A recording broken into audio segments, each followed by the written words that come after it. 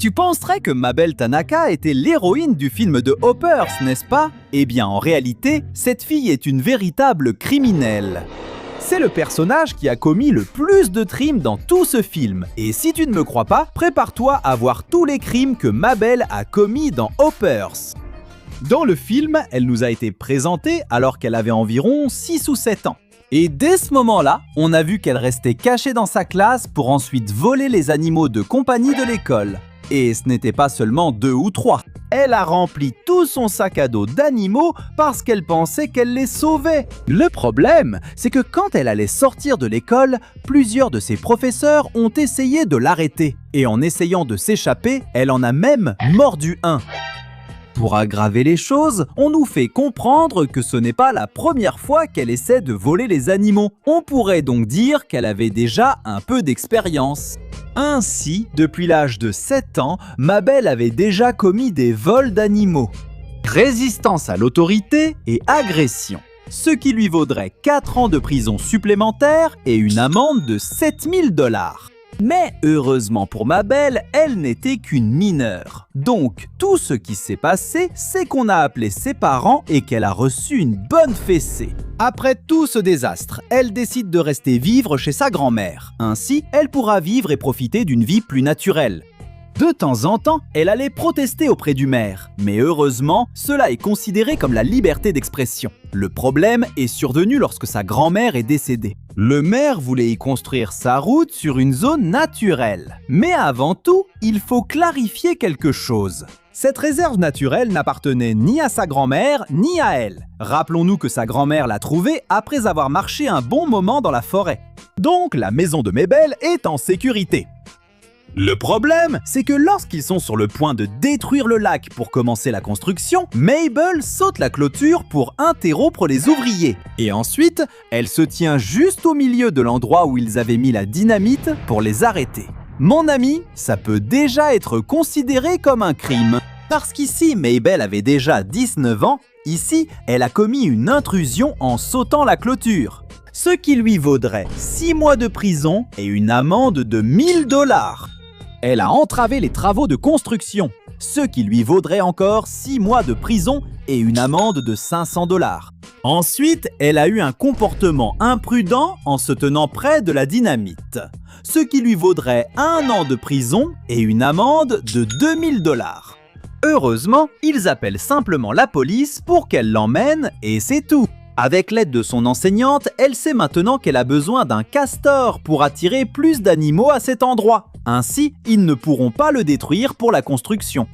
Mais après un moment d'attente, elle voit enfin passer un castor. Alors, elle commence à le suivre. C'est là qu'elle arrive à l'université de Beaverton, la même université où elle étudie. Le problème, c'est que comme elle est en dehors des heures de cours, cela est considéré comme une intrusion. Ensuite, elle continue à suivre le castor. Ainsi, elle entre dans ce qui semble être un entrepôt, dans lequel il y a même des portes, avec une sécurité supplémentaire pour que personne ne puisse entrer. Mais malgré tout, elle force l'entrée. Et voilà, ils arrivent au laboratoire secret. Par chance pour Mabel, cette école est celle où elle étudie, donc il est très probable qu'elle ne soit pas poursuivie. Ce sera plutôt un avertissement de l'université.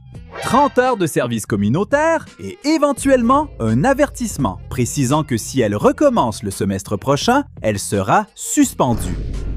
Après avoir découvert le plan des Hoppers que sa professeure cachait, elle décide d'utiliser cette technologie pour amener un castor dans la zone qu'elle veut sauver. Et c'est ainsi qu'elle finit par voler ce castor robot. Mais bien sûr, avant cela, elle a dû provoquer tout un désastre dans son laboratoire. Et cela est considéré comme un vol de biens universitaires. Utilisation non autorisée d'équipements de recherche. Interférence avec la recherche scientifique et fuite pour échapper au personnel du laboratoire. Si cela avait été une entreprise privée, il est fort probable que Mabel aurait dû passer 6 ans en prison et payer une amende de 15 000 $. Mais comme il s'agit de l'université, il est fort probable qu'elle soit simplement expulsée et qu'elle ne puisse plus jamais s'inscrire. Ensuite, elle se rend dans la forêt pour trouver un castor qui l'aide à ramener des animaux dans sa réserve. Et elle se rend compte qu'il y avait des dispositifs que seuls les animaux pouvaient entendre. Et c'est pour cela que les animaux n'étaient plus dans cette réserve naturelle. Alors, Mabel décide de détruire ce dispositif pour que les animaux reviennent. On pourrait qualifier cela de dégradation de biens ou de vandalisme. Mais comme ce dispositif était illégal, il est fort probable que Mabel échappe à une amende pour cela. Mais elle n'échappera pas à ce qui suit. Le maire remet en place plus de dispositifs pour empêcher les animaux de revenir. Et c'est ainsi que Mabel demande une réunion avec le conseil des animaux pour solliciter leur aide. Sauf qu'ici, les choses deviennent incontrôlables.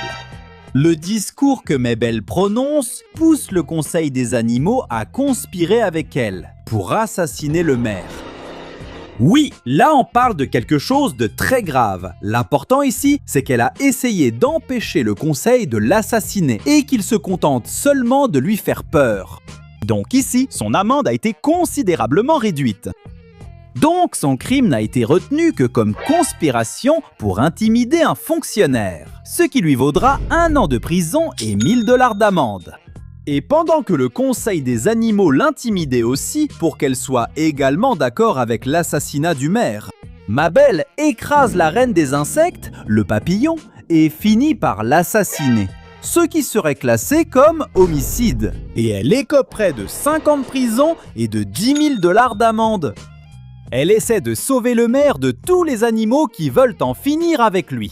Alors, son grand plan, c'est de monter dans sa voiture, puis de l'intimider et de le priver de sa liberté, en l'obligeant à aller à sa présentation et à annuler la construction.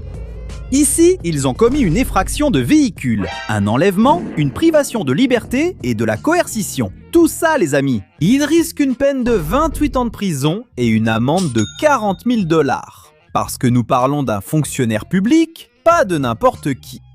Et la situation s'aggrave. Comme les animaux commençaient à poursuivre la voiture du maire, Mabel a commencé à s'agiter. Et donc, elle dérangeait le maire pendant qu'il conduisait, ce qui le poussait à rouler beaucoup plus vite, et donc à adopter une conduite imprudente.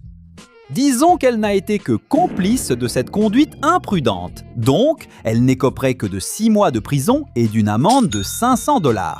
Quand la docteure arrive pour essayer d'attraper Mabel, Mabel lui vole son appareil. Cet appareil permet de communiquer avec les animaux et les humains. Et donc, à cause de ce vol, on lui infligerait une amende de 1 000 $ et 6 mois de prison.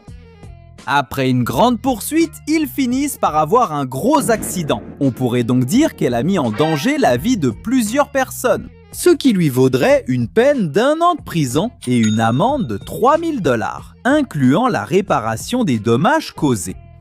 Enfin, comme le maire ne veut pas coopérer, Mabel le menace et l'intimide, criant aux oiseaux pour qu'ils le trouvent et l'assassinent. Cela serait considéré comme une incitation à la violence et une intimidation, ce qui lui vaudrait 6 ans de prison et 15 000 $ d'amende. Pour son plus grand malheur, ils sont capturés par les animaux et finissent par travailler en équipe pour pouvoir sortir et organiser un événement qui allait se terminer en tragédie. Mais en voulant arrêter l'imposteur, elle provoque un grave incendie de forêt, ce qui met en danger la vie des animaux et même celle des humains. Donc pour incendie par imprudence, mise en danger de la population et dommages environnementaux.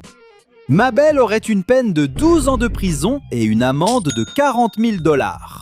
Vous voyez, je vous l'avais dit, Mabel a commis des crimes comme si elle était la méchante de ce film. Au total, les crimes de Mabel incluent vol d'animaux, 2 vols de propriété privée, résistance à l'autorité, agression contre un enseignant, 2 intrusions, interférence avec des travaux de construction, comportement imprudent près d'explosifs, intrusion dans un bâtiment, manipulation d'accès, utilisation non autorisée de technologies expérimentales, interférence avec la recherche scientifique, fuite devant le personnel du laboratoire, complot pour intimider un fonctionnaire public. Homicide, intrusion dans un véhicule, enlèvement, détention illégale, contraindre un fonctionnaire public, complicité dans la conduite imprudente, mise en danger de la vie d'autrui, incitation à la violence, menace criminelle, incendie par imprudence, mise en danger de la population, dégâts environnementaux. Cela ferait un total de combien? 74 ans de prison, 134 500 $ d'amende, un avertissement de la part de ses parents. Quelques fessées légendaires pour s'être mal comporté à l'âge de 7 ans. 30 heures de service communautaire universitaire. Exclusion définitive de l'université de Beaverton. Interdiction d'approcher les laboratoires scientifiques. Et une très probable interdiction d'approcher le maire. Alors oui, la prochaine fois que quelqu'un dira que Mabel est l'héroïne de Hoppers, souvenez-vous que cette fille devrait plutôt être dans une prison de haute sécurité. Et le plus fou dans tout ça, c'est qu'il reste encore les crimes des vrais méchants, comme le maire, Titus et le conseil animal. Alors, si tu n'as pas encore vu cette vidéo, reste à l'affût de sa sortie.